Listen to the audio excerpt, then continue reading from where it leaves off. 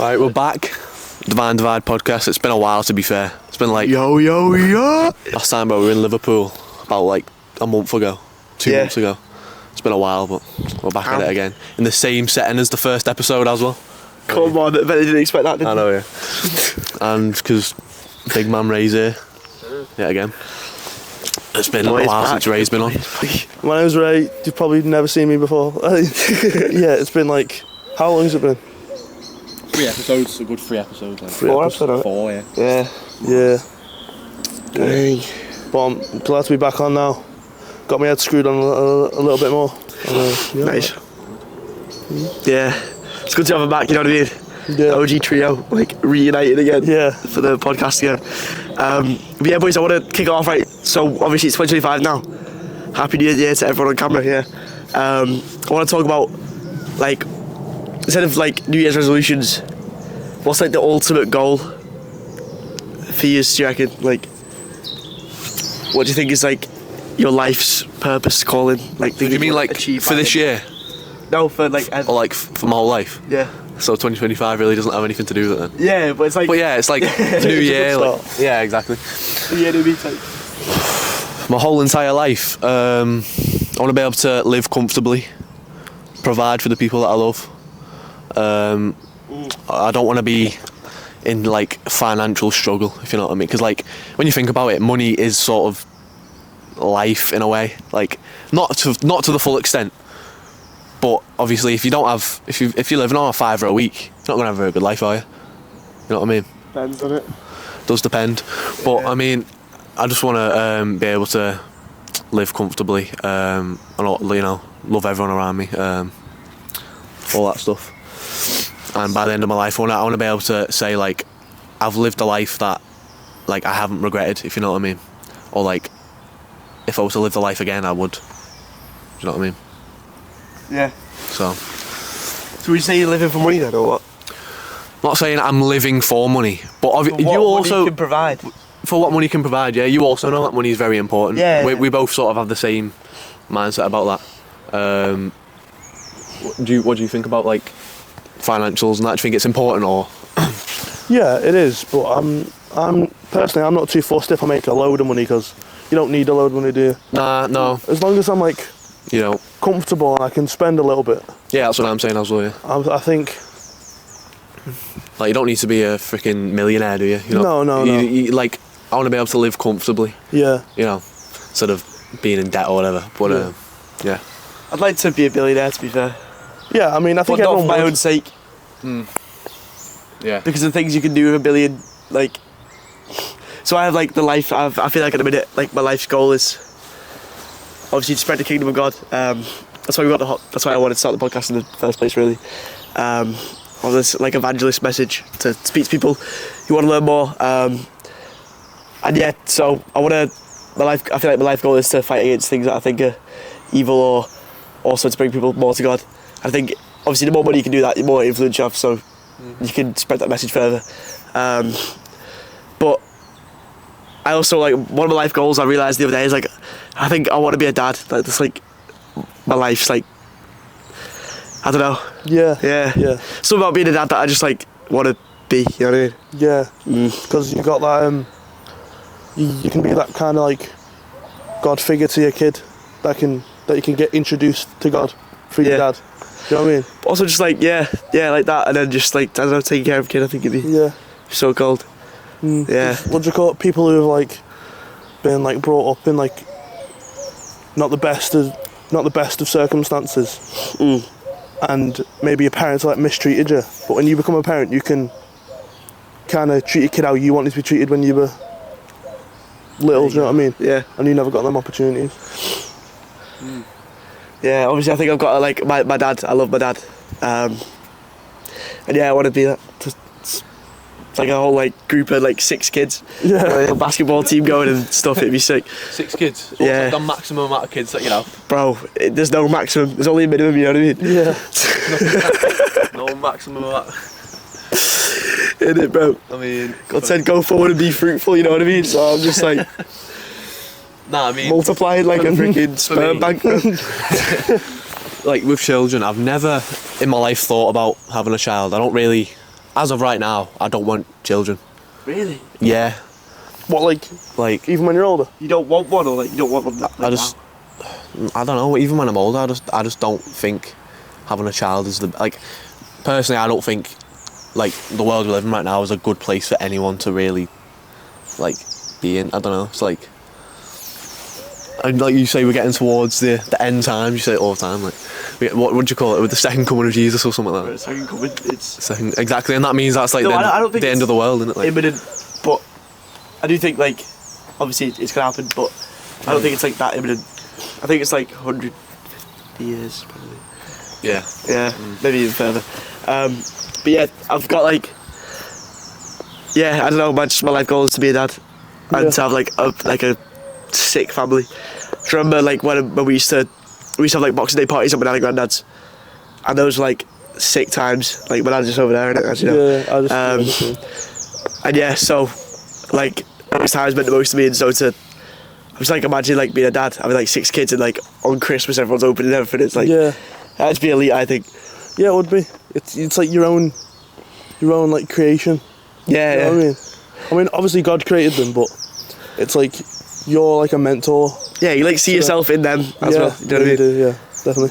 And then I want a wife that like loves God as well, like with all her heart, soul, mind, and strength. Yeah. And yeah, I think that's my ultimate goal. Okay. Yeah, being a father's just amazing. It seems anyway. That's Charlie a question. Probably just cracked like crazy. Like, is that why you want to find that one like woman? Because you need the perfect mother for your children. Because if your main life goal is children or to have children, you need to have obviously a mother who is also perfect. Yeah, exactly. For the children, if you know what I mean. Yeah. It's like when I'm looking for like a girlfriend or something, I'll be looking for like motherly qualities. Not like motherly as in like old and frail and that, but like like stuff that I could see like the wife of my future having. Do you get me? I know what you mean. So that's why I'm holding out for so long, you know what I mean? Holding out for you. Holding out, bro. No, I get what you mean though. And Yeah. like, obviously it's very important to you that you find that. That's why it's taking so long. Like, but you will find one day. You know. It'll be a while, but it'll be sound. Exactly, bro. God, while I'm waiting in it, so yeah. God, Ray, what's your ultimate life goal, do you reckon? I think it's just to be happy with myself, so I can be proud of what I've done. And obviously, being a father comes with that. But like, as long as I'm like physically well, and like most importantly mentally well. Yeah. With the help of God's power, essentially. Fair enough. So I can wake up and be like happy, I suppose. Yeah, we were talking about this yesterday, weren't we? Like your baseline happiness, like yeah, we were. I always look at the good old days, like when I think of them in my head, as like the times when you were consistently like above average happy, like you're above like your baseline happiness, and it set like a new like happiness level for you. Yeah, it set a new baseline, didn't it? Yeah. In comparison to like when you're like at a low, obviously like it takes the baseline down a little bit, and you just feel like constantly like, I think that's why like loneliness and like the feeling of like slight sadness comes from, not like deep sadness, but like, you know, when you're just like alone in your room and you're just like yeah, kind of tired out type feeling. But so speaking of happiness, do you think there's like a fake happiness or like kind of happiness which you think you're feeling great, but then in reality, like drugs for example, you know, like when you take a drug you feel like you're on top of the world, and then obviously I'm not speaking from experience, but I mean you feel like you're on top of the world and then you come crashing down, and then it's like, do you think that fake happiness is real happiness, or do you think it's, you know, what do you think, or how can you achieve real happiness, if you know what I mean? I think that's a different distinction between happiness and joy, personally. Joy, like, so you think joy is like real? Yeah, joy is pure like happiness, pure like sustained happiness. So it doesn't need any like external like factor. I feel like joy is the feeling you get. But with joy though, from God or from yourself. You sort of need an external factor, don't you? Because would you say God is an external factor? You know. Kind of, but kind of not as well. Because he says, it's scriptural, it says the Holy Spirit's within us, isn't it? Yeah. So it's like a part of God is... So he's not really, he's not external then. But obviously some people see him as external, like he's away from us. Yeah, but he's also with us. Yeah, that's what. So when Jesus was prophesied to be born, he said, "You're gonna have a son. He's gonna be called Emmanuel, which means God with us." So we see God very much like almost next to us when we're speaking, even right now. You know what I mean? Yeah, it's like sometimes people can have God speak through them, or yeah, It says the same spirit that resurrected Christ from the dead is living in us. Oh, I've seen that, yeah. That's what Paul said in some of the letters to the churches and stuff. So yeah, obviously we think God is like very much like inside of us, like each and every one of us. Yeah. Yeah, going. Says the but yeah, so like I think joy, because I had this, I don't think happiness is what people should be searching for. I think joy is, because happiness you can get from like brief moments, you know what I mean? Yeah. Whereas joy is like a sustained, like inner peace with happiness, sustained over a long period of time. So like, yeah, say like happiness you get from drugs. Like some people say, if it makes them happy and they're not hurting anyone else, then let it. But they're hurting themselves, aren't they? Yeah. By taking that drug. A lot of things people don't realise are hurting themselves. Do you know what I mean? A lot of people have been tricked into thinking stuff that doesn't hurt, that does hurt themselves, doesn't. A lot of normalisation of stuff as well. But yeah, so I feel like that the feeling of joy comes more when you eliminate like impurity. Yeah. Because I think joy is like the purest form of like goodness, which can only come from God and yourself. Yeah. Whereas happiness can be faked. Do you get me? Happiness can come through like people, and then people aren't going to be there forever. Do you know what I mean? Yeah. Like it can be temporary. It can be, as you say, like when you shoot up a drug or something, or yeah, it can be anything. Like so, obviously, it's associated with dopamine these days, isn't it? Happiness, where what your brain tells you, it's it's happiness. So it's like some things just aren't real, and some things are, and I think you got to discern between the two, and just obviously usually the cheaper happiness is easier to get as well. That's why so many people chase it, isn't it? Yeah. Like I'd love to go to the gym more, even than I do now. I do go like a decent bit, but I know people who go more, and like that is like a pure form of happiness, because obviously you put in work, you get the results, and then you go and you feel like you've worked. It's like the sense of fulfillment as well that comes with joy, I think. Yeah. When you know you're truly fulfilling yourself. So, obviously you're still a Christian. Do you think when you go to heaven, that is the purest form of joy that you can feel? And do you feel that joy for eternity when you go to heaven, do you think? I mean, heaven's a perfect place, isn't it? So I feel like, yeah. I mean, yeah, but it's a perfect place. But just because it's perfect, does that mean like you feel joy over time, or you know? I think so, personally. Because as I say, I think joy is the sustainment of happiness, so it's not fluctuating. Like joy is, as I say, like when you think back on like times when life was like really good. Even I think it's really good now, but like you look back at it, you think like those are the times. You know what I mean? Yeah. I think that's when you had a sense of joy. Like for a period of time, you were consistently, purely happy. Yeah. Like whether it was seeing the boys, going out with like a girlfriend or something. Like those periods of time, and the times you look really back on, I think like in heaven that's what it's gonna be like. Obviously boosted a bit more as well. Yeah.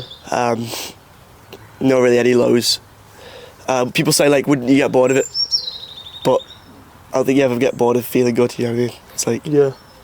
I mean, sometimes though, like I think you'd never know what joy is or what happiness is if you never felt sad or you never felt down. You'd never know when the good times are coming if you never felt down. If you know what I mean? Yeah, that's why you're here for 8 years, then you pass, and then you go to heaven. Because then you know, yeah. then you know what struggle is, and then Yeah. you get to experience You that get to forever. enjoy it. Yeah. because I had this conversation about like God, can he create like impure beings one time? And I think the fact that so I think like God's whole plan for us obviously was to like give us dominion over creation, share his love, and then obviously we did the original sin, all that good stuff. bad stuff. And then, yeah, and then we ended up at when we got to heaven. I think, obviously, people say like, "Wow, God give us free will," but I think the free will of choosing the bad things or having bad things happen to you, suffering, essentially, just makes heaven even better. Do you know what I mean? Like because obviously Adam and Eve in the garden, yeah, it was perfect, yeah, absolutely nothing to complain about. But the curiosity of wanting to know what bad was like got them in the end. Do you get me? Yeah. And having the full knowledge of stuff, and then, but I think now that we've experienced suffering in our like day-to-day lives, and we hurt other people and they hurt us. Yeah. I think that once we go to heaven, now that instead of us not knowing what every suffering was like back in the Garden of Eden, now that we know it and we're familiar with it, like we can truly like feel, like discern between this is the good place. Do you know what I mean? Yeah. What about though, like, because you know when you say like babies who die like immediately, would you like they go to heaven because they've done nothing wrong? Yeah. Yeah. So how do they know the difference between suffering and non-suffering? How do they know the difference when they've never suffered or never felt any happiness? Well, You know. you're assuming that they never suffered. Do you get me? Yeah. Because most babies don't just click and die. Do you know what I mean? And obviously, the baby can like feel what's going on and the pain of like, I don't know, like a brain injury of something like that. Obviously, like when you were young, you had something wrong with your brain, and I'm guessing it would have been really hurtful to you at the time. But yeah, because even if we don't know what's happening to the baby, I feel like the baby would still feel the pain of death, obviously. But yeah. I have another question. So, you also believe that like a life is formed immediately when the sperm meets the egg. Boom, life. So if that dies, that goes to heaven, right? Yeah. Yeah. So, what about that form of life? Like, say it's two cells, two like embryonic cells, and then the mother does something to kill it, or you know, do you think that would also experience suffering and happiness, or do you think because that is still a life in your eyes, and that would go to heaven and experience heaven? Yeah. But it wouldn't have experienced, in my opinion, I don't think that two cells would experience any sort of suffering or happiness or anything. So what do you think about that? Well, I think so. God obviously has a plan for us, yeah. So I think once that baby would go into heaven, it'd be almost like, I don't know, like aged up almost. Like they would receive knowledge. Like leveling up the, like, I don't know how to explain this. Like they'd receive full knowledge of the situation, like at hand. Like when we go to heaven and we have to pay account for a judgment, yeah. Obviously the baby's judgment would be very short because it's lived a very short life, yeah. And it's done nothing wrong, so it'd get let through essentially, yeah. But that, like, I think, like when we go to heaven, we're given the full picture of like what was happening. So let's say I hurt you, yeah. And then I thought you went and killed yourself or something, yeah. I didn't know. I feel like when we die, we'd be given that full information. So I think like the baby would suffer in knowing that it's like mum didn't want it almost. Okay, that makes sense. But I also don't know that for sure. Yeah, it's possible. I can't explain what happens in heaven. To two embryonic cells and expect that to back. You know what I mean? I mean, yeah, but you know, it's still like I think it's still a good question to ask because like it's still a form of life. You know what I mean? Mm-hmm. Like, and it's still something that goes to heaven. So, yeah. But also I don't think. Never mind. Actually, this is a different episode. This is a new episode. Oh, fair enough. Yeah, I also want to talk about like there was this Christian who went on to Joe Rogan recently. Wes Huff. I don't know if you've seen it. I think I've seen a clip of it. Yeah, he beat this guy called Billy Carson in a debate, and then he went on to Joe Rogan and spoke about it basically. Never seen that. But yeah, it was like going proper deep into like all the like history essentially. History of what? He's like studied the texts and stuff, like how historically accurate they are, essentially. The Bible. The Bible, yeah. And yeah, so he started.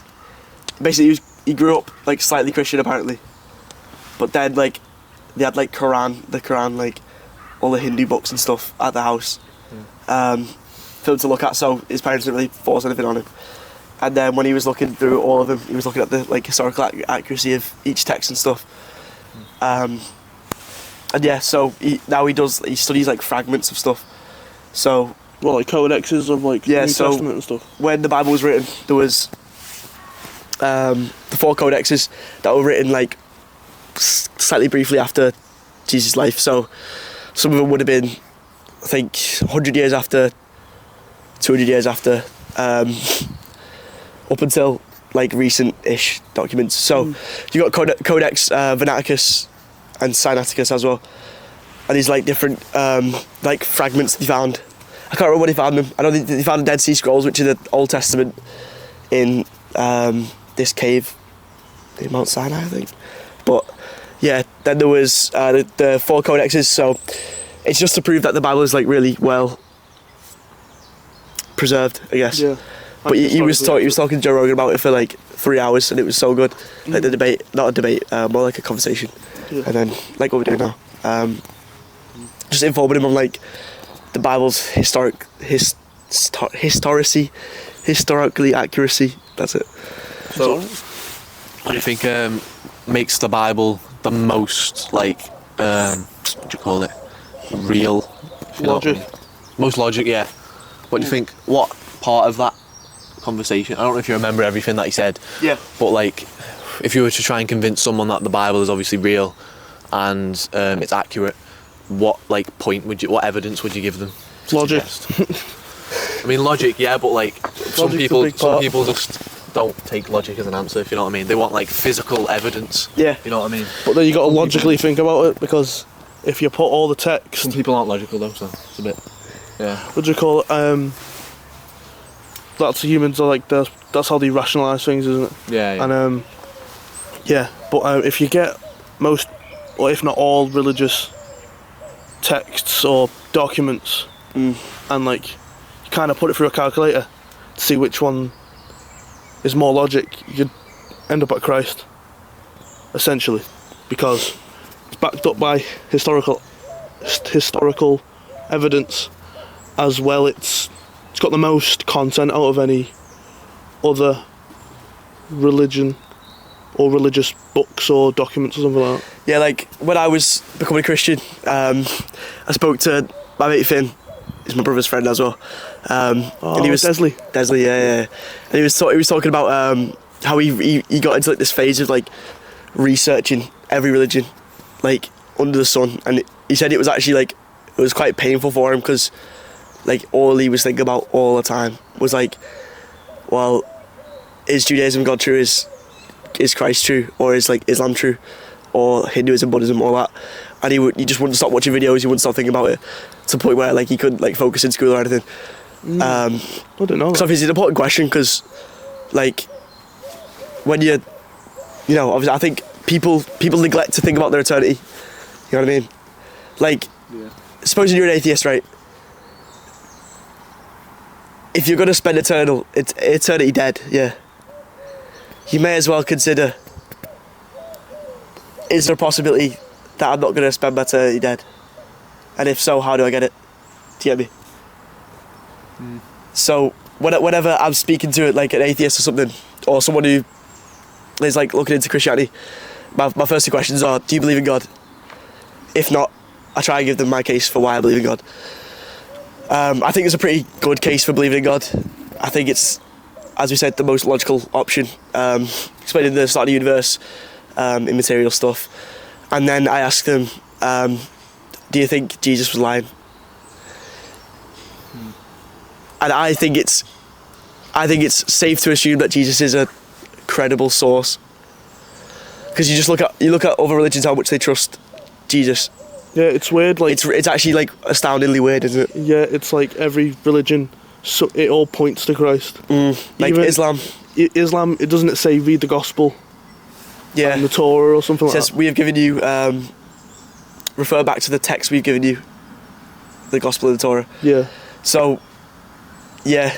And then, like you see in Buddhism, they believe Jesus was a man who was fully enlightened and he received counsel from something, but he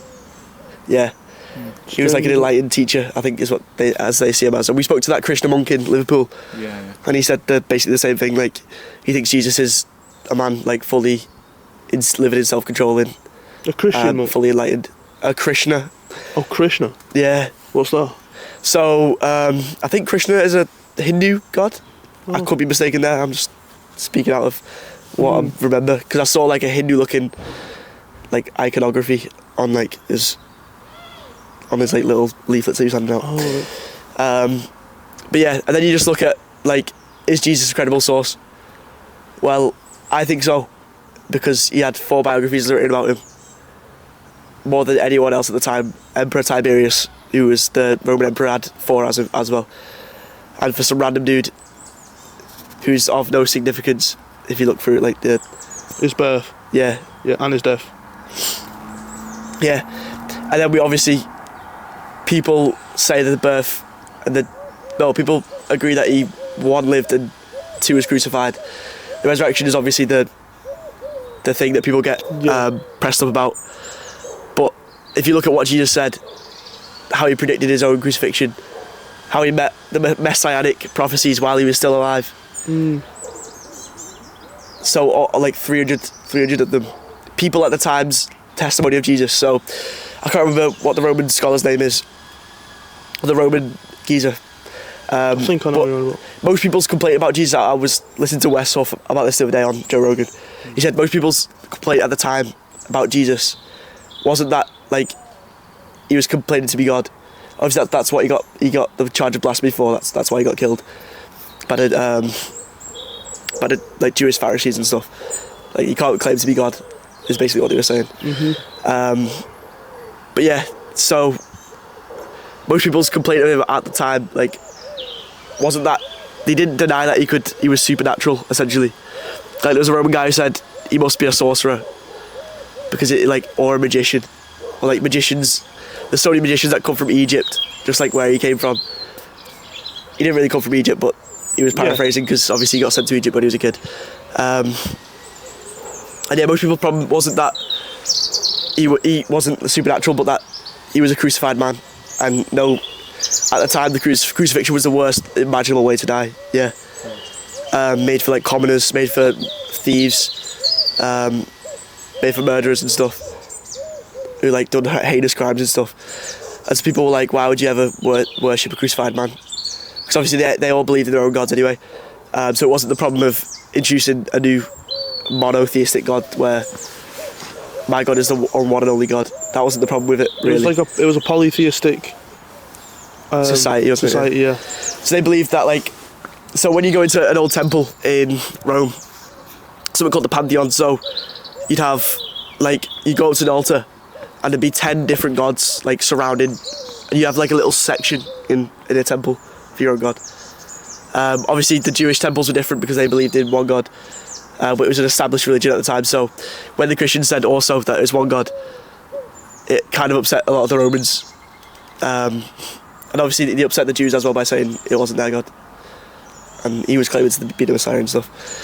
But yeah, most people's problem wasn't with the claims of Christianity, it was more with Jesus. Like, why would you ever even think about worshipping like a guy who's been crucified? And like a commoner's way of dying. He was a carpenter. It makes sense why they think that, I think. Like, because if you're crucified, that was like the worst form of punishment, which obviously means you've done something horrible or something really bad.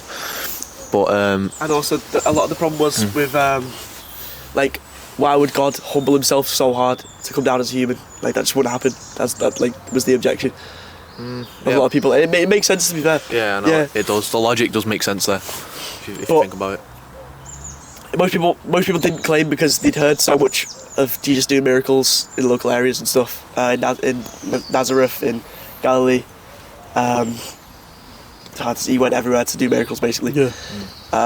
Most people's claims weren't against that. It was more like, why one would God send himself down as a human?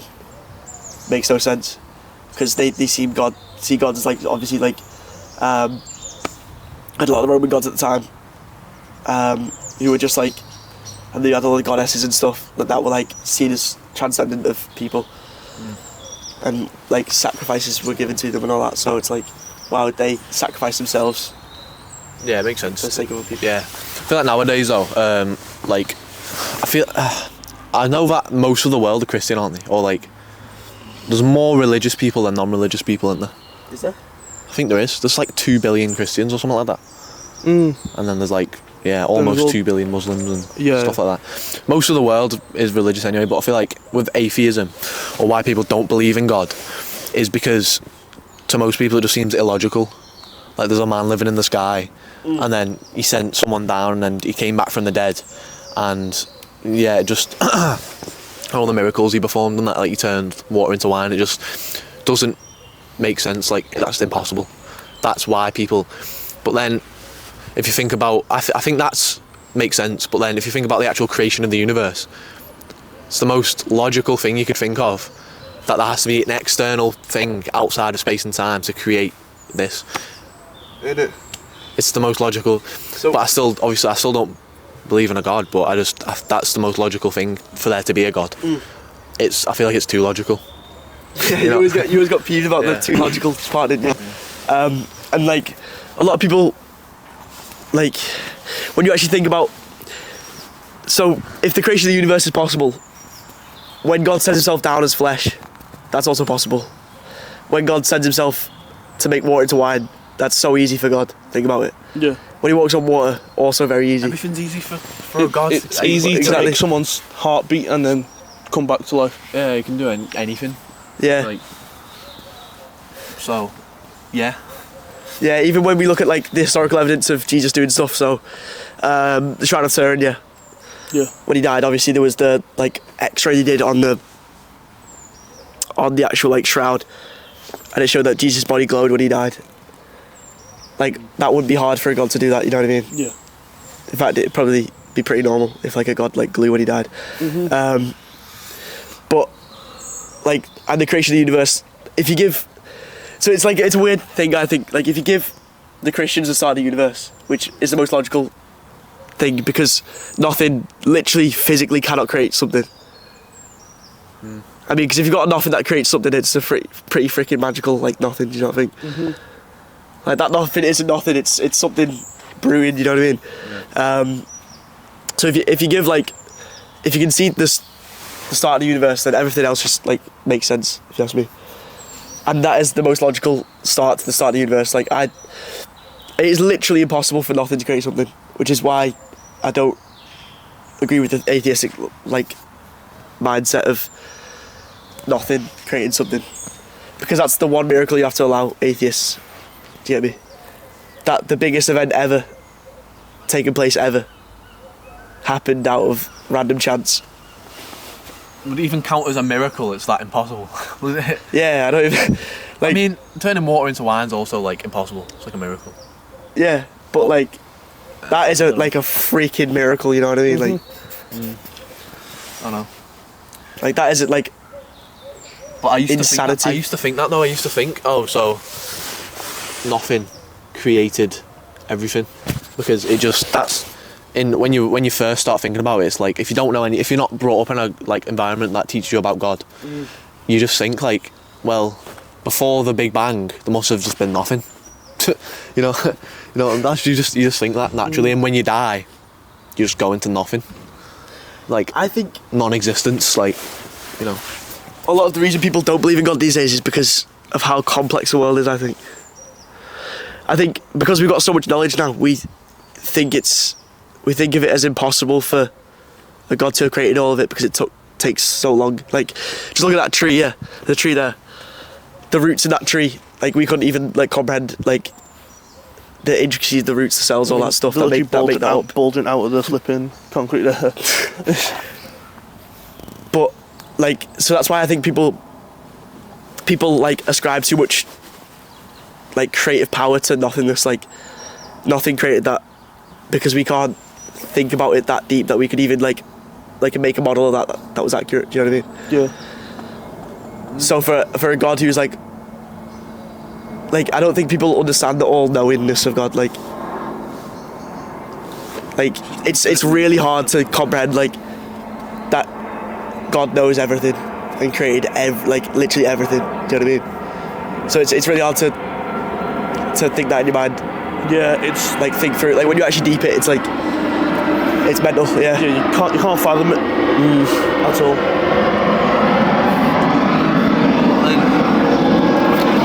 Wait for this play.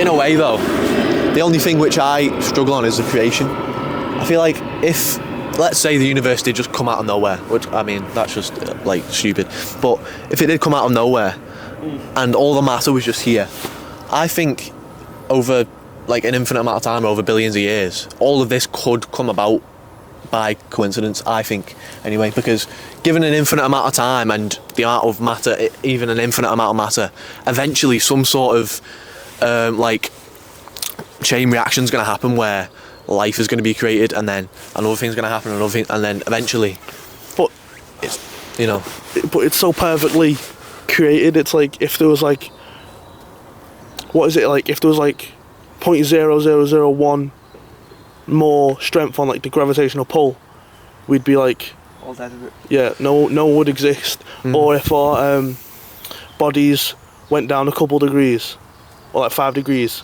we'd end up probably dying. Do you know what I mean? well, yeah, but like, So how can that come around by chance? because given an infinite universe, I like think because you know it's love this argument. given an infinite universe, infinite matter, there's got to be one place where everything aligns perfectly, where life can come about. The gauntlet, bro. Right, there you go. Okay, so you go in for the infinite. So me and you have had this conversation before, innit? Yeah, I know. Yeah. My objection to this is, because something's infinite doesn't mean that it's going to happen, right? People say, you know, if a monkey got given infinite time to tap on a keyboard, yeah, then it'd write a Shakespeare piece, which is true, yeah. Yeah. But you're also assuming that the monkey's got a typewriter, do you know what I mean? The monkey has an infinite number of things to press. No, a select number of things to press infinitely. Infinite amount of times. Yeah. Where the hell does the monkey get the typewriter from in this situation? So when the universe is created, yeah, where does there's no parameters getting changed at all. Just because the time is elapsing, right, doesn't mean the factors affecting it are changing. So I could put a light bulb in a room. If I give the light bulb constant light, make sure it doesn't overheat, the room will never change. Do you know what I mean? What, do the light in the room would never change?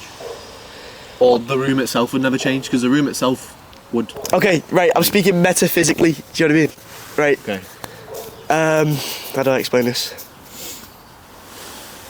There has to be something that changes the parameters of the universe infinitely, so that the combination lines up. There has to be an infinite universe creation thing that creates universes infinitely with the right parameters. With different parameters until there's the right one. So if this...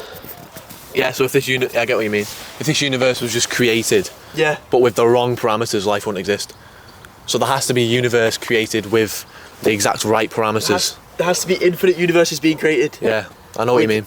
Different parameters. Because and who changes the parameters? Yeah, I'm thinking like... An intelligent mind. Yeah, I was thinking the universe can change its own parameters. Yeah, but it doesn't make sense, does it? Nah, I mean, no. Because obviously gravity's a fixed thing, you can't change that. So no matter how many universes you make, if you just take one universe, copy-paste it infinitely, doesn't matter because the gravity is And then this is where I get onto the big crunch and stuff like that, which is like infinite universes being created over and over again. Yeah. Where all the matter comes in, explodes again. And then, but that's when like, yeah. My character. 'Cause that's another- That is, Yeah. because it's an event and it has a start, so let's say the big crunch. Right, let me explain this for the viewers real fast, right? The big crunch is basically this theory that at the end of the universe there's like this big event and it goes whoop, and the universe goes, and then it spreads back out again as a big bang, in the form of a big bang, right? So my objection to that is it's the same problem we have with the Big Bang, yeah. So people didn't. The Big Bang proved God in that there has to be a cause to start the Big Bang, yeah. The Big Bang doesn't just come about by random nothingness, because nothingness cannot cause something. Do you know what I mean? So, with the Big Crunch theory, yeah, or the Big Bang theory, there has to be a first Big Bang or Big Crunch. Obviously, we just think it's as one event, but Leon's theory is that there's multiple happenings. There was like, matter was eternal, so it could have created itself without the means of God. And then there was a Big Crunch, and then there was a Big Bang, and we've discovered the Big Bang that gave us the estimation of 16 billion years. Yeah. This is like mad physics stuff, yeah. But because we know the universe is 16 billion years old, what Leon's saying is, theoretically, the universe could be infinitely older than that, yeah. And matter could have been eternal at the start, but there was this massive Big Crunch thing that happened, and all matter was taken into nothingness again. You're saying what caused the event? Is that what you're saying? Yeah. But I don't think there'd be like what I can't see a cause of a Big Crunch, and I think it's also just cope. I think the big crunch theory, like, there's like, I don't think it makes sense, but. Yeah, I'm not saying it like I believe in the Big Crunch, like, oh, I'm so for the Big Crunch, oh, I'm just saying it as like a counter. I'm just saying it as like a counter argument, if you know what I mean, just to make it interesting. It doesn't really make. I mean, it could be, you know, if you deep it and like bring it to scientists and they figure out the math behind it or something. I suppose, but you know, you're back at the start again. If there's a Big Crunch and all matter dies and goes. So even if, right, okay, so Big Crunch theory, matter was eternal, then the Big Crunch happened, then a Big Bang happened, yeah? Am I getting that right? Yeah. Matter was eternal, then the Big Crunch, then the Big Bang, yeah. And then infinite cycle of Big Crunch, Big Bang, yeah? Yeah, but then what, yeah. Okay, first of all, what set off the first Big Crunch? And then afterwards, how did the Big Crunch go from zero again? Because the Big Crunch wipes out all matter, yeah? How does it go back into a Big Bang if there's no matter to do the cause again? What do you mean? There was matter. There was matter, yeah. But if it goes... No, the matter doesn't go. It doesn't just pop out of existence. You go to a singularity spot? Yeah, singularity spot, and then it's just a infinitely dense, like, ball of matter. It's like, you know, and then it all explodes out again into different matter. Infinitely dense ball of matter. Do you know, that's a singularity. That's what scientists say, like, caused the Big Bang. Well, not caused it, but based on the universe expansion, isn't it? Yeah. That because there's an expanded universe, there has to be a start. So if you rewind time, then you close it on yourself like that. Yeah, a lot of it. You think you just believe that God created the singularity, and then caused the Big Bang. Yeah, essentially. But my way of looking at the Big Bang is like, if you use like an editing software or like Unity, which is like a game development thing, you just like drag loads of stuff in. Like you just drag like a couple Earths here and a couple balls of light there, but like on an infinite scale. Like a drag and drop thing, and everything just went from like exploded into. Just drag and dropped it. Yeah. Like it was like a video. You went click and it went. Yeah. Obviously, it's like a weird way of thinking about it, but it makes it make sense in my head. Because my biggest problem in school was the Big Bang and evolution, like getting things that they were teaching us in science that just happened. I was like, wait, why? And no one ever had an answer for me, you know what I mean? So I think answering those questions, like the bigger, harder questions, and like, you can tell us a lot about whether God does exist, whether God doesn't exist. How to live our lives accordingly. Like if God does exist, I better be freaking worshipping him, you know what I mean? Because he created us all. He created us all for a purpose and stuff. Then there's a deistic way of looking at it. So deists are people who believe God created the world and then step back and didn't do anything. That's, yeah. Which is what my dad thinks. Which I kind of get. I used to think that way as well.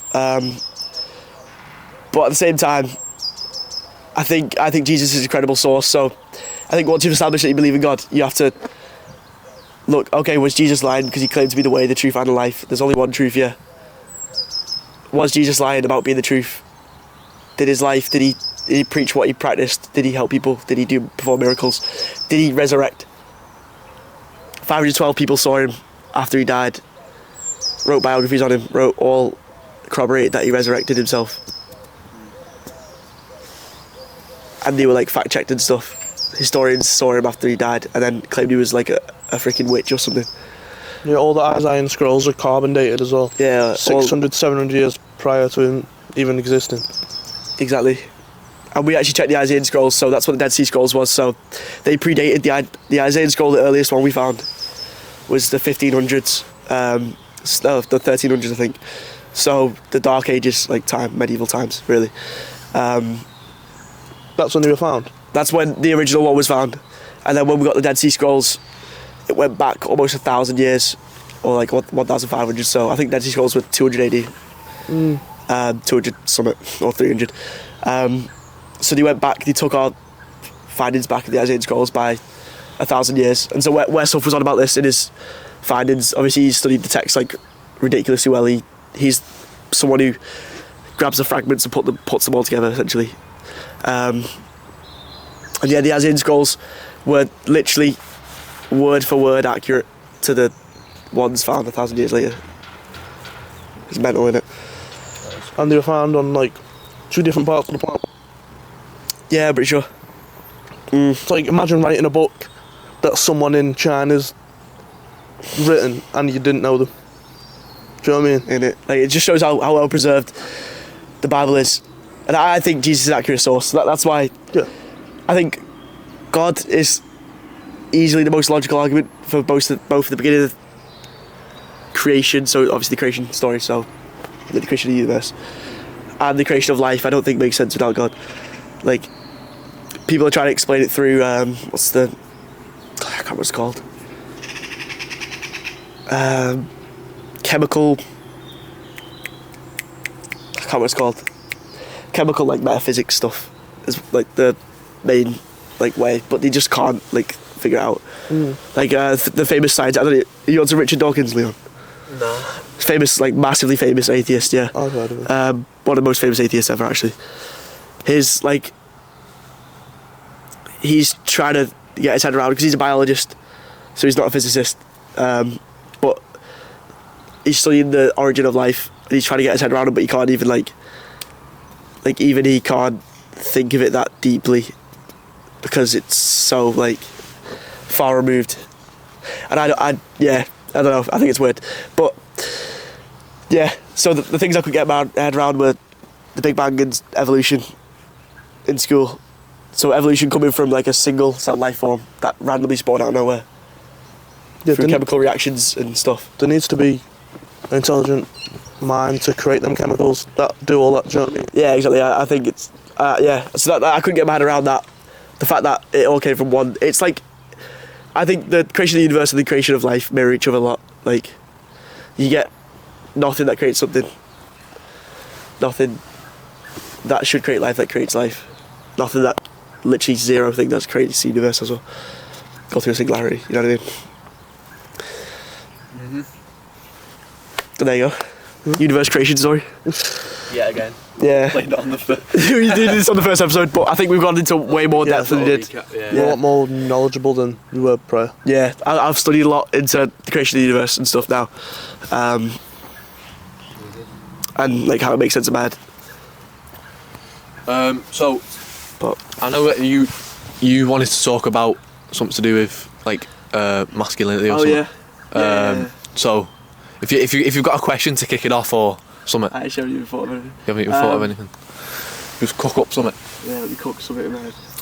Do you think? Because I don't know what. Sorry, I don't really know what kind of side of the conversation you want to go. So just like, what question? Yeah. How do you think a man should act? I think a man should act. Yeah.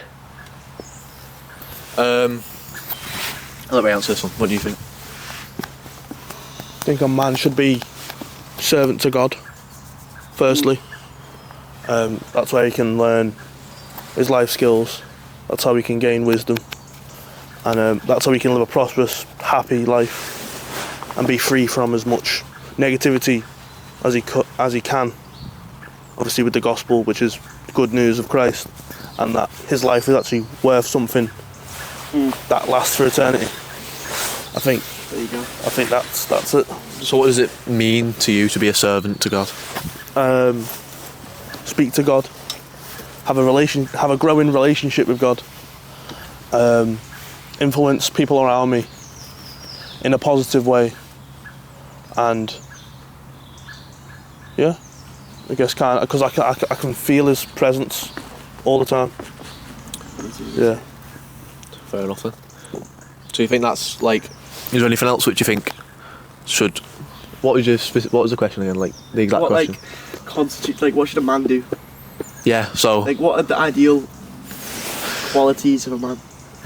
I'll tell you why. Like in like a woman's perspective, or like, you know what I mean, or like, just in a general perspective. Like I had this. Obviously, one of our friends in our group chat, I like to argue with a lot. Yeah. But it made me constitute like. Am I like? I feel like I just take the bait on too many arguments, and I think I should be the bigger man. Like. But they got me thinking, like, what constitutes a bigger man? Like, I think that's... I remember speaking to this about Bible study yesterday. Yeah, yesterday. About, like, what... How do you become the bigger man? And is it, like, a sense of humbleness, or is it, like, weakness and backing down? Do you know what I mean? I guess it's just humility. I mean, it can be perceived, like... Say if, like, you had, like, an altercation with someone and, like, they punched you or whatnot, and, like... you kind of backed down and like went your way. Everyone around that witnessed that or heard of it, they'd think, oh, he's weak, he's just took a punch and then went home because he was scared. Do you know what I mean? Yeah. But it's not about what they think, it's about what God knows and what you know yourself. Yeah. So it's like, I'm doing this so I don't hurt this person, so I can please God, and because in my own interests I don't want to hurt him back. I think that becomes a lot more clear, like, okay, let's say a little kid came up to you and slapped you. You're obviously being the bigger man and not hitting him back, yeah? Yeah. Because you've got clear power over the kid. Obviously, you're bigger built, you've got more power, more general strength than the kid. Yeah. But I think it muddies the waters once you get into, like, let's say a grown man came up to you and just digged you in the face. And people expect you to hit him back, do you know what I mean? But is that the right thing to do? Should you just not be the bigger man? And what is being the bigger man, do you know what I mean? I think in that scenario, that depends on the situation.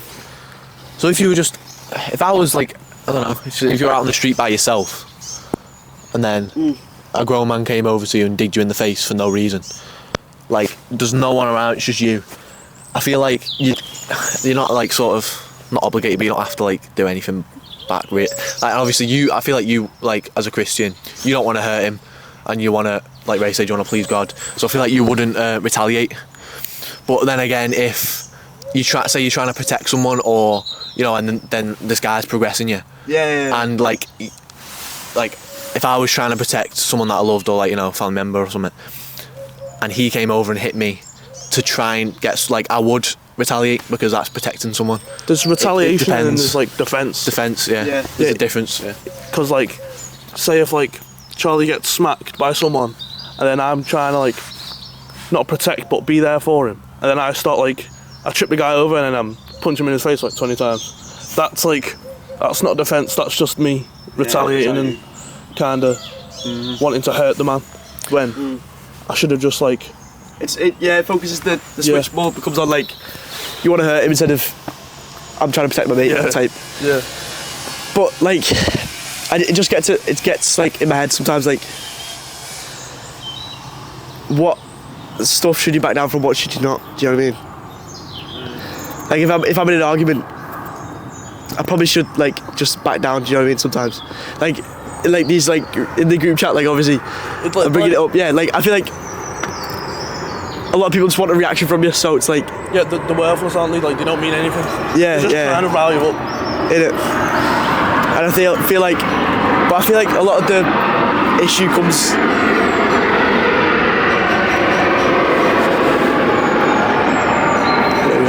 I feel like a lot of the issue comes with ego and like being humiliated. Like, let's say that example again. If a guy came up to me and banged me, I don't know what I'd do. Yeah, I'd hope I wouldn't hit him back, but also he has just rocked me in the face. But if no one was there, it's a lot easier of an option not to hit him back. Do you know what I mean? That's what I was saying. Yeah. Like, because no one's there to see it. Whereas if someone was to hit me and like all mates around me like, oh, what are you doing? You know what I mean? It's like what are you doing? You know what I mean?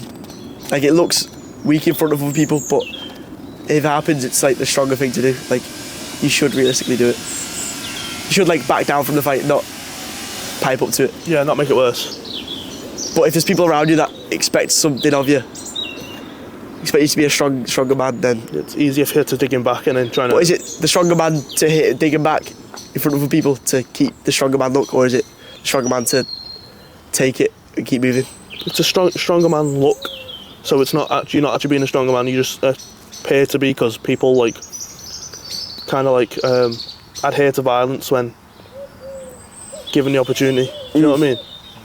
So if someone smacks you, everyone will be like, "What are you doing? Smacking back?" Do you know what I mean? They kind of like gravitate towards you should hit him back because he done it to you. Yeah, But it's like the stronger man look. You actually want to be the stronger man, so you back down and yeah, exactly. so you don't hurt him. Do you know what I mean?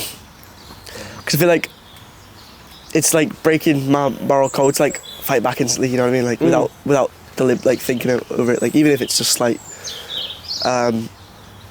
like even like I was saying about like arguments and stuff. Like to other people, it would appear weak if I just didn't say something in response. But to me, like I don't want to hurt someone's feelings unless I like. You know, like saying petty stuff back is just not. Depends if they take it as a joke though, because I know some arguments are just like you're both just being funny and it's just like you're not taking it seriously. Yeah. But if you're doing something like that and you can tell you're genuinely hurting the feelings, that's when you should stop. Or if you know they're the type of person to take things too seriously, then don't say anything to them in the first place. Or even like if you know they can take a joke, like pushing it a little bit far, because like I know when some people say stuff to me, like sometimes it'll stick with me, like for the rest of the day, and I don't want a negative thing to stick with someone for like. I want to speak people to be happy, like not always be happy, because I feel like some of the things I've got to stand out against, like some of the things I've got to stick up for if I don't believe something's morally right or anything. But like you generally should have words of encouragement instead of like lowering someone. You know what I mean? Yeah. I feel like in arguments you're often tempted to like cuss them out, aren't you? Yeah, And like stamp on them. or like call someone like ultra skinny or ultra fat or something. Like there's no need for it. Do you know what I mean? Like even if they insult you to hell and back, and make up lies about you, I feel like it's not like does it deserve the like retaliation? And I don't think it is, but it's obviously it's harder in the moment to think about stuff like that, isn't it? Yeah, it's like it's like that fight or flight response, isn't it? It's like it depends what type of person you are. If you're someone who's fought a lot, or if it's someone who hasn't really fought at all, you kind of like, if you get rocked in the face randomly, the person who's been in more fights and surrounded by a lot more violence is gonna react quicker. Yeah. In either fight or flight, and it's gonna be more lent towards fight, isn't it? Yeah. And when it's people around them and they perceive you as weaker if you back down, it's God's judgment that actually matters. Do you know what I mean? That's why I think it all comes to like. So do you think that it comes down to in that situation what God thinks of you more than what everyone around you thinks of you, or what you think of yourself, if you know what I mean? Because you can back down from a certain situation and then think less of yourself, because like, why did I do that? Why didn't I just sit back, or why didn't I say anything? But then you're thinking less of yourself. But then when you think, you're Christians, you think, oh, but God would have thought highly of me, so would that make you feel better in the situation? Yeah, that's what my mind's getting to like now. Yeah, that's what I'm thinking about. Like people be like, oh, why didn't I just like sock him back in the face? You know what I mean? in like a hypothetical, yeah. But what matters is like, did I compromise myself? And obviously God being a part of myself. Did I compromise on my morals or my, like, what I ideally would want to do in that situation to make myself feel better, to like be more gratifying? Like if I hit him in the face back and he walks away like all like damaged, then obviously you're gonna be like, oh yeah, me. But As soon as when that you wears think off, about it, yeah, when you wear off, you're gonna be like, ah, I hurt him. yeah, Do you know what I mean? you know I've what I hurt mean? him physically and probably hurt his feelings as well. Do you know what I mean? So I think it's like, it's weird discernment between, should I back down or should I go ahead? And I feel like that bigger man, obviously the bigger man thing is associated with backing down in situations you don't have to pipe up to, really. And I do think that describes like a good man Yeah. who doesn't have anything to prove to anyone else but Yeah. to himself, essentially. And to God. And to God, yeah. Yeah. I agree. Yeah. It's just it's a bit having me thinking like I don't want to sin with my speaking. So obviously in the Bible it says every word that comes out of your mouth you're gonna recount for on the day of judgment. Yeah. So I don't want to like lash out on someone if I can avoid it. Do you know what I mean? And it says, If it's not any threat to me, why would I diminish someone? Do you know what I mean? and it says, don't have a foul tongue. Only use words to help build people up, isn't it? It says that as well. And I feel like I haven't been doing that recently. You know what I mean? So it's like I need to lock in and just be the big man, like even in situations where it's hard to be. Fair enough. I think there's a difference. There's definitely a big difference between words and actions. So you can definitely in any situation, no matter the situation, you can always like say like keep a smile on your face or like bring someone up even if they're putting you down, you know. Yeah. And you can always use words to help bring people up in any situation. I think there's no situation where you're gonna want to bring someone down or you know, I don't know. But then obviously with like actions, if you're trying to like defend yourself or someone, you don't necessarily have to hurt the person, but if that's the only option you have, I feel like that's a just reason to hurt them, but only to the extent that you get them away from the situation. Like, you know, you defend yourself or someone else. I do think some people do attempt to like denigrate people though. You said something like no one thinks like. No, I'm not saying. Are you saying like ideally you don't, no one? Ideally, obviously loads of people degrade people all the time. Yeah. But like as a person, if you think about it, like you've got basically no reason to bring other people down at all, have you? Let's be honest. Like, Unless, you know.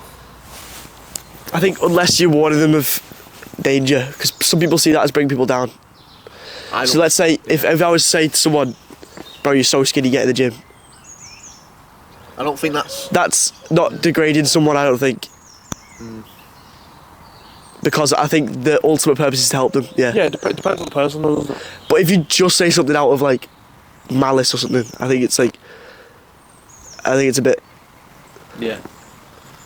like, I don't know, like, bro, her face is like cooked or like something, you know, it's like, Yeah, it depends on the person. you're not saying that to them and you're not attempting to give them help, so like, why say it? Do you know what I mean? Yeah, you kind of just like speaking, like, chatting bad about someone, and they're not even relaying that information, are they? Yeah, like, It's just pointless. obviously sometimes it's just banter, innit?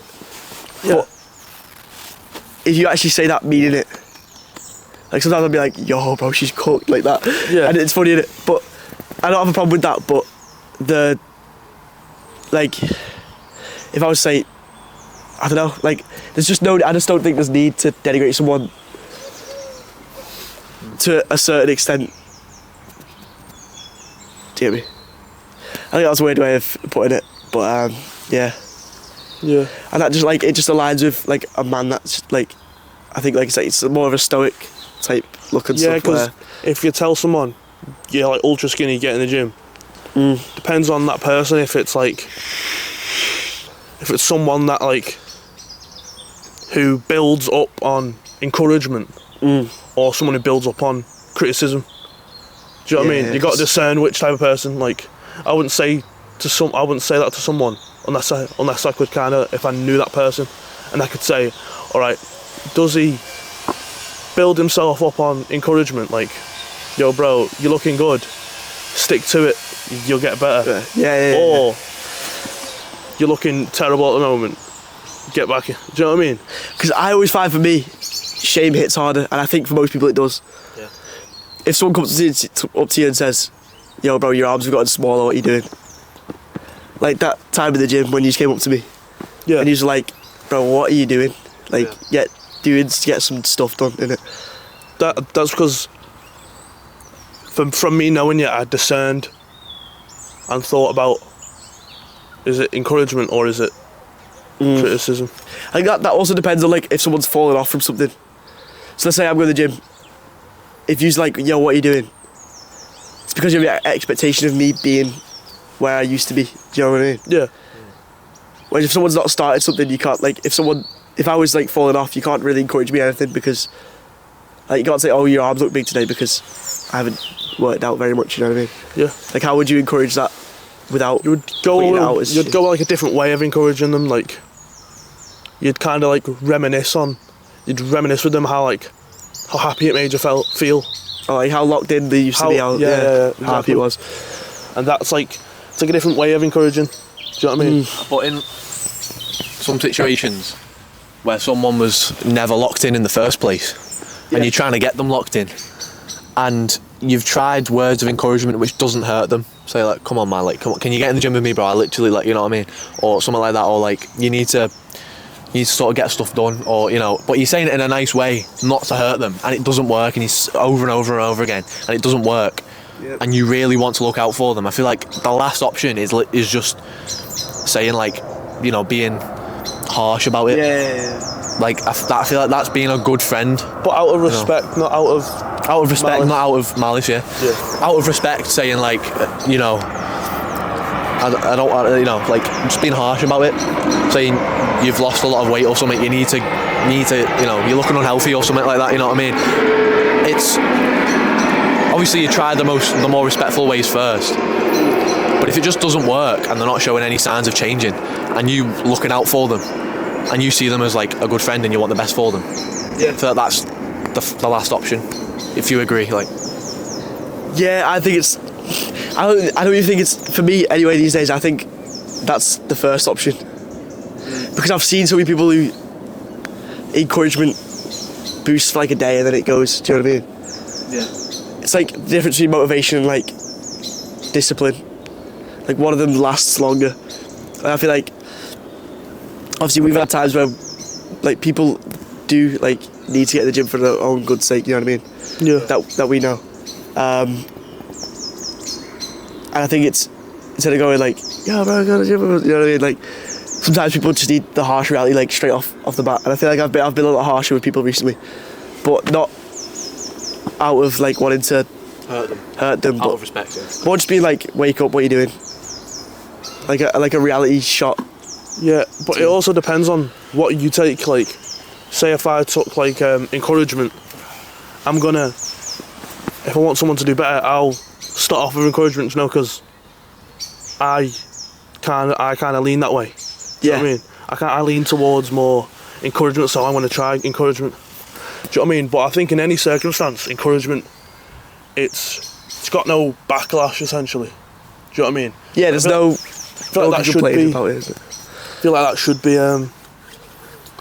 attempted first, and it can't just be like, yo, you're looking big for like one day, and then if it don't work, the next day you're just being like, bro, what you doing? Do you know what I mean? It's like a prolonged process of like, just like, kind of just boosting them around, I suppose. Yeah. And it can take weeks, months. Do you know what I mean? Which I feel like that harshness sorts out the entire like waiting process majorly. But at the same time, you run the risk of like being too harsh. Yeah, and losing someone. a friend potentially. Yeah. Like if, like, not losing a friend, but like diminishing the friendship with them if they're like too harsh. Yeah. So like, I still favour encouragement. Like if someone starts doing something and I'm like, yeah, it is right. But then like, yeah, I'll always, Like I won't sugarcoat things these days. I don't think. No, it's not a sense of like sugarcoating. It's like a sense of trying to like build someone out of like pure kindness. I suppose. Yeah. Because like, what do you think? Like, obviously, I'm thinking like about being a father like in a couple of years or something. Should a father be more encouraging or more harsh? Or a balance of both, George? What do you think? I mean, I guess no one on the planet really knows your kids as much as like the parents. Yeah. So it's like, I don't know, I feel like you kind of let them like wander off a little, see what they like kind of like react to more effectively. Because if I've got a kid and I didn't know the kid was quite fragile per se, Yeah.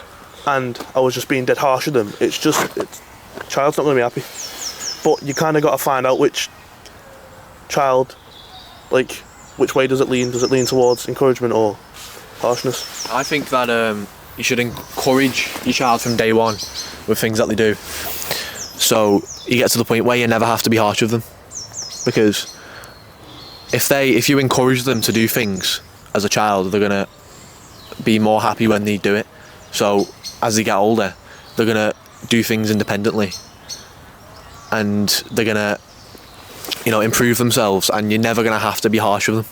That's what I think. If you bring your child up right, you can put them in a situation where they're gonna like better themselves independently, without any sort of like encouragement, if you know what I mean. And you'd never have to be at the point where you're harsh or mean to them. Not mean, but I think there'll always come a point where you have to be harsh with a kid growing up. Yeah, teach them the right way. And I think blindly encouraging stuff is good as well. But, well, not blindly, but like obviously if you think it's good for the kid, then encourage them in it. Yeah, encourage them in that sense. But yeah, like you see, like a lot of the Bible verses about like if your kids like going against God or going against not respecting you as a parent, like discipline them. I'm thinking like, obviously when I'm a dad, like what position am I gonna take? Like the more like friend, because some parents end up just like being like friends. You know what I mean? To the kids, and some are like still like that's my dad. You know what I mean? Like where you hold a lot of regard and a lot of respect for your dad and your mum. Whereas I feel like a lot of kids, especially these days, grow up with like the parents as like mates that happen to look after them. Do you know what I mean? Whereas I feel like that there should be a clear hierarchy there. But when it says discipline them, it depends on what kind of discipline you think your kids need. Like discipline to you might be like smack around the face, but you don't want to smack your kid, do you? But discipline to them might be like just like a very serious, straightforward like speaking to. Yeah. Do you know what I mean? There's just levels of discipline, and it doesn't tell you because it depends how you interpret discipline. Yeah, because there's a Proverbs, I can't remember what it's called, Proverbs verse about it, about if you spare your kid the rod or something, the rod and the staff, then something. I'll find it now. How long have we been recording for now? Like an hour, to be fair, isn't it? Isn't it? Good little check. Good little episode there. We'll wrap it up though soon. Yeah. My leg. Yeah. Hour and 18 minutes. Bloody hell, it's the longest episode yet. Is it? Is it? Yep. Sure? Yep. That's what it says. So it says, whoever spares the rod, this is Proverbs 13:24. Whoever spares the rod hates their children, but the one who loves their children is careful to discipline them. So I think that's probably the difference I was looking for. It says careful to discipline them, right? Yeah. So if you think, like I honestly think, like advice is a good way of not disciplining someone, but like just being real with someone. I think discipline is the same thing when a kid's growing up. Yeah. Like, because a lot of the time kids can't comprehend why something they're doing is bad. But I feel like if you're being harsh with them, they're gonna understand that they shouldn't do it anyway. Whereas if you're just like flippant about it and be like, yeah, it's alright. Like, just go up to your room for a bit. It's like, you know what I mean? It's like you might just like end up going on like a completely different path than you want them to. But then again, I don't know.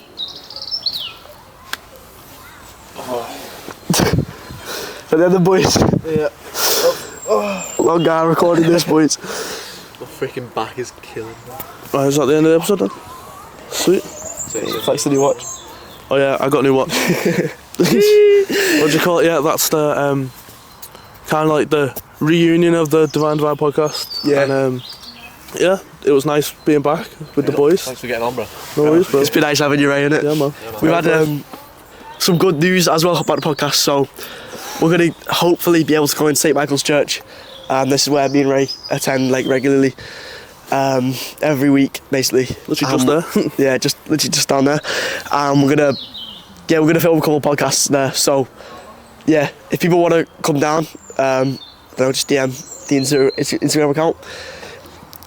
It'll be like our home base, I think, like this spot kind of is. Yeah. Not home base, but we'll consistently film like a couple episodes there. We're gonna be talking with a lot of the churches in Runcorn. Going to be getting a couple more guests on recently, like up soon.